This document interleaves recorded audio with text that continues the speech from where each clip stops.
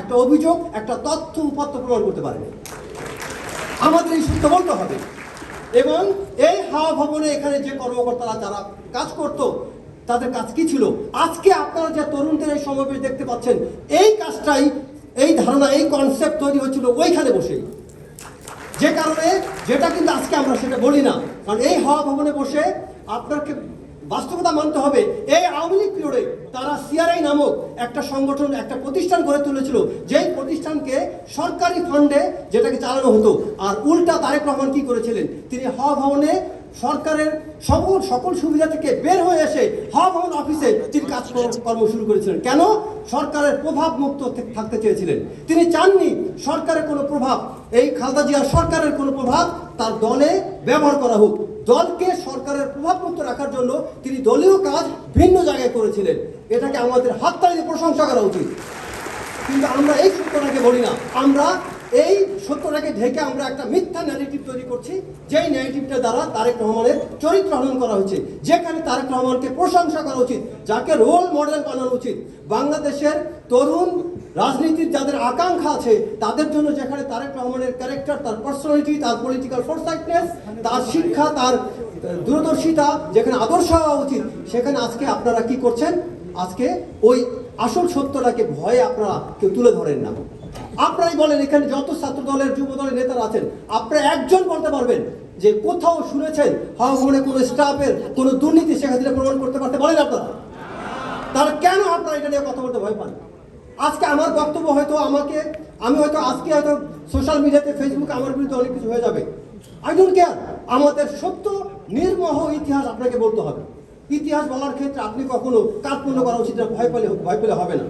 So আমি সবাইকে অনুরোধ করব, আমি আরো একটা কথা আপনাদেরকে বলতে চাই। এই বৈষম্য বিরোধী তথা এনসিপি এবং এই বর্তমানে অন্তর্বর্তীকালীন সরকার থেকে একটা শিক্ষণীয় বিষয় আছে। এই ছাত্র নেতারা, এই বৈষম্য বিরোধী আন্দোলনে নাহিদ, হাসনাত, সার্জিস, এরা সাহসী, বীরত্বপূর্ণ অবদান রেখেছে, বা তাদের মধ্যে নীতি নৈতিকতার ঘাটতি আছে। কেন? তাদের মধ্যে পারিবারিক মূল্যবোধ, সামাজিক মূল্যবোধের ঘাটতি আছে। তারা সেই শিক্ষা পায়নি বলে তারেক রহমানের উদারতার কারণে, ছাত্র দলের, যুব দলের উদারতার কারণে তারা এখন পর্যন্ত তার কৃতজ্ঞতা স্বীকার করেনি। আপনারা বলেন, এই ছাত্র দলের প্রতিটা নেতা আওয়ামী লীগের টার্গেট ছিল। এই নাহিদ এবং হাসনাত এরা তখন ছাত্রলীগ করে, তাদের দিকে কেউ ফিরে তাকায়নি। আমরা সেনাবাহিনীতে একটা ট্যাকটিক্স আছে, এটা বলা হয় ডিসেপশন প্ল্যান। ডিসেপশন প্ল্যান মানে হচ্ছে আপনি শত্রুকে দেখাচ্ছেন আপনি এইদিকে আক্রমণ করবেন, কিন্তু আমরা করি কি? পেছন দিক দিয়ে আক্রমণ করি। কারণ কি? আমি জানি সামনের দিকে আক্রমণ করলে সে আমার প্রতি হামলা করবে, আমি এখানে ক্ষতিগ্রস্ত হব। এখানে ডাইরেক্ট আক্রমণের শিকার ছিল ছাত্র দল, যুব দল। তারা ছিল এখানে সাইলেন্ট। তারা বেশ ধারণ করে তারা এখানে চুপচাপ ছিল, তারা আরামে ছিল, এবং তারা সুযোগ বুঝে মিডিয়া, ফেসবুক, হারুনের ভাতর হোটেল এইসব জায়গায় ম্যানেজ করে বেরিয়েছে। আর আমাদের ছাত্রদল কেন সামনে আসতে পারেনি? কারণ তাদেরকে শেখ হাসিনা তাদের রন্ধ্রে রন্ধ্রে তাদেরকে খুঁজে বের করতো। তারা জেলে গেলে সেখানে পর্যন্ত তারা টার্গেট করে টর্চার করতো। সো এই সত্যটাকে আপনাদের জানতে হবে। তাই আমি বলবো, আমরা চাই না, এই বিএনপির কাছ থেকে আমরা আশা করি না, ছাত্রদল থেকে আশা করি না, বা যুবদল থেকে আশা করি না এদের মতো এমন নেতা, এমন আদর্শ, এমন সাহস তাদের মধ্যে তৈরি হোক। তাদের মধ্যে আমরা চাই সাহস হোক, সাহসের পাশাপাশি মূল্যবোধের রাজনীতি তারা শিখুক, এবং তারা শিখুক দেশকে কিভাবে ইউনাইটেড করতে হয়। আমরা চাই, we want the unity the strength.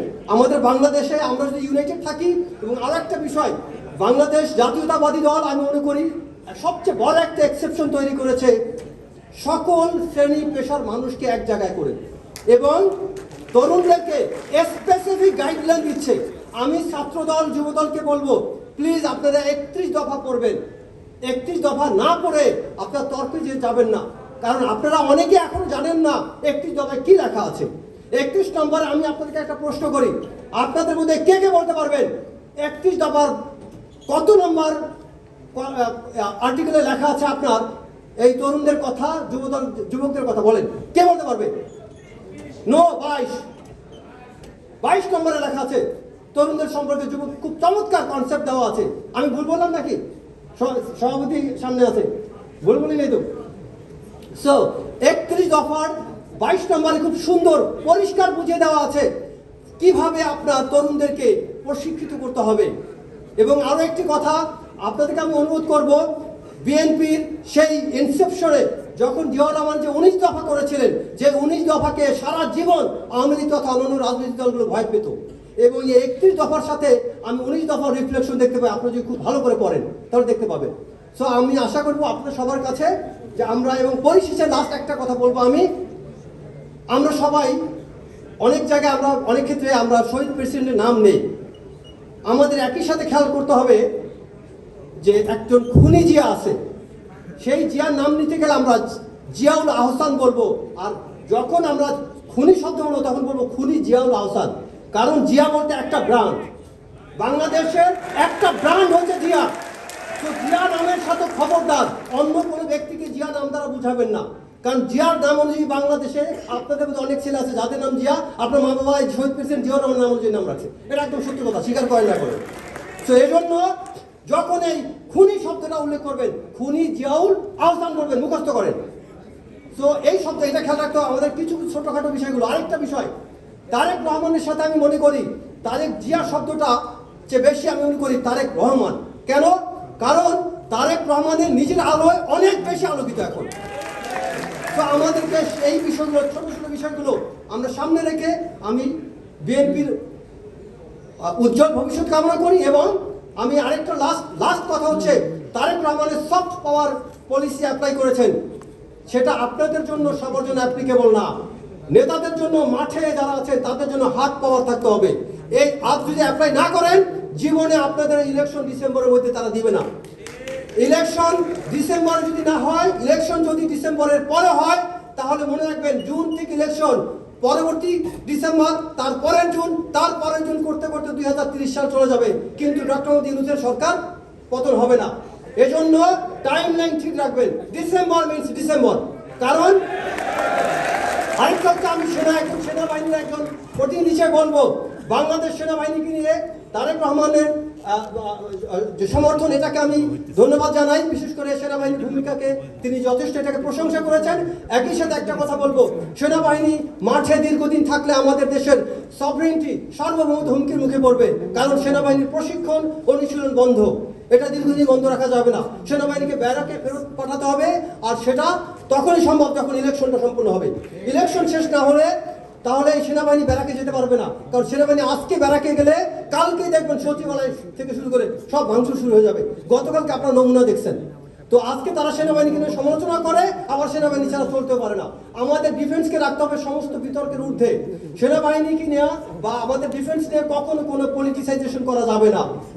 Defence should be kept out of politics, এটা সবসময় জন্য করতে হবে। সো আমি আপনাদের সবাইকে ধন্যবাদ জানাই। আমি আমার বক্তব্য শেষ করছি।